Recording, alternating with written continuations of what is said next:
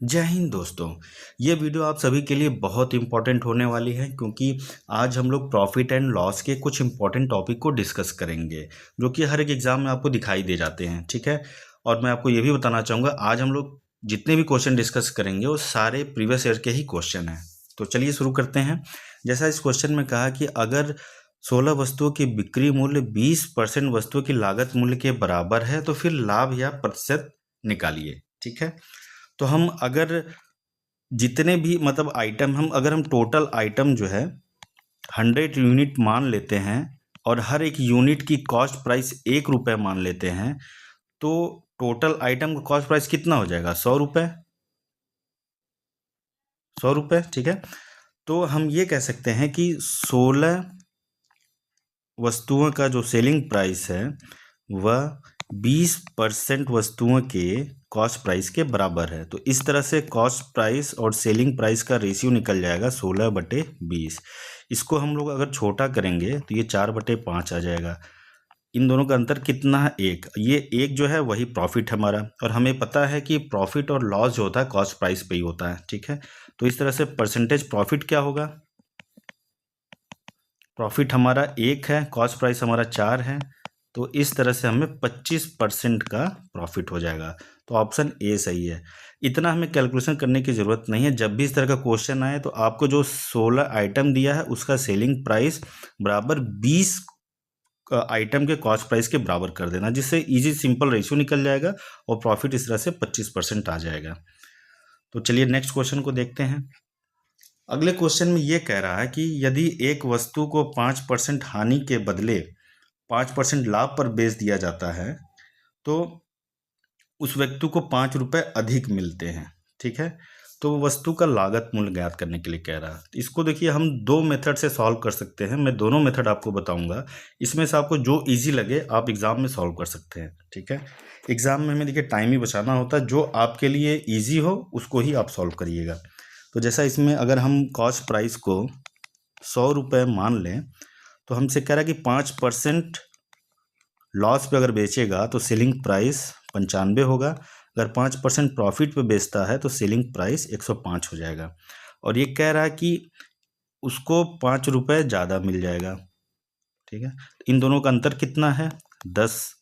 चूँकि 10 की वैल्यू 5 है, 10 की वैल्यू 5 है, तो 100 की वैल्यू क्या होगी? इसमें अगर 10 से गुणा करते हैं तो इसमें 10 से गुणा कर देंगे तो 50 आ जाएगा। तो इस तरह से कॉस्ट प्राइस 50 रुपये होगा। ऑप्शन सी सही है।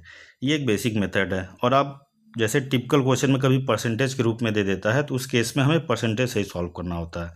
या हम यूँ कहें कि अगर 5% को हम लोग क्या लिख सकते हैं? 1/20। ठीक है। 1/20 लिख सकते हैं। तो अगर कॉस्ट प्राइस और सेलिंग प्राइस लें हम इस तरह से, सीपी को 20 मानते हैं, तो पहले कह रहा 5% का लॉस हुआ, तो 1 रुपये का लॉस पे बेचा है अगर, तो 20 की कॉस्ट प्राइस 20 है तो सेलिंग प्राइस क्या होगा? 19। फिर वो कह रहा बाद में 5% प्रॉफिट पे बेचता है। अगर उसकी कॉस्ट प्राइस पहले 20 थी, अब प्रॉफिट 1 है, तो 21 रुपये में अब बेच रहा है। तो इन दोनों का अंतर कितना है? 2। और ये कितना है? 5 रुपये के बराबर है, जो कि आप क्वेश्चन में देख रहे होंगे यहाँ पे।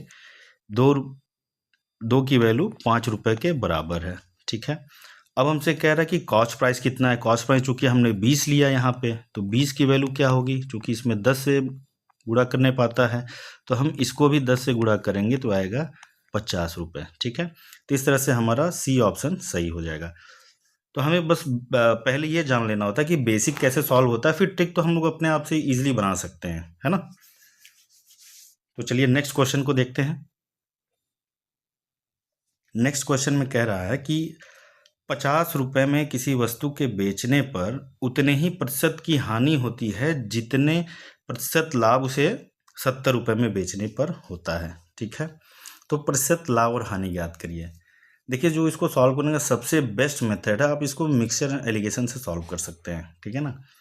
तो अगर उसकी सेलिंग प्राइस पहले 50 रुपये है और बाद में उसकी सेलिंग प्राइस 70 रुपये है, तो दोनों पे जो प्रॉफिट और लॉस हुआ है वो सेम है। ठीक है, तो हम ये कह सकते हैं प्रॉफिट एंड लॉस का रेशियो 1:1 है। ठीक, प्रॉफिट एंड लॉस की रेशियो 1:1 है। क्योंकि इन दोनों का जो अंतर है वही तो प्रॉफिट है या लॉस है, जो भी है, तो इन दोनों का अंतर 20 है। अगर इस 20 को 1:1 में अगर हम तोड़ेंगे तो वैल्यू क्या आएगी? 10। ठीक है, वही कह रहा क्वेश्चन में कि अगर एक की वैल्यू 10 है तो कॉस्ट प्राइस कितना होगा? या तो हम 50 में सीधे 10 को जोड़ दें या फिर 70 में से 10 को घटा दें तो कॉस्ट प्राइस हमारा निकल जाएगा। तो इस तरह से कॉस्ट प्राइस कितना होगा? 60। ठीक है, हमें पता है कि प्रॉफिट हमारा 10 है, 10 रुपये है और कॉस्ट प्राइस हमारा 60 रुपये है, तो प्रॉफिट कितना होगा? इस तरह से हम इसको काटेंगे, 0 0 गया तो 100/6। 100/6 को हम लोग लिख सकते हैं 16 सही 2/3%। ठीक है, इसको सॉल्व करने के और भी मेथड हो सकते हैं, लेकिन मुझे जो लगता है कि सबसे इजी मेथड होगा वो इसको सॉल्व करने का यही है। ठीक है, तो अगली क्वेश्चन की तरफ बढ़ते हैं। अगले क्वेश्चन में कह रहा है कि यदि किसी वस्तु को 16% के लाभ पर बेच दिया गया और अगर इसे 200 रुपये अधिक मिलता है तो लाभ 20% होता है।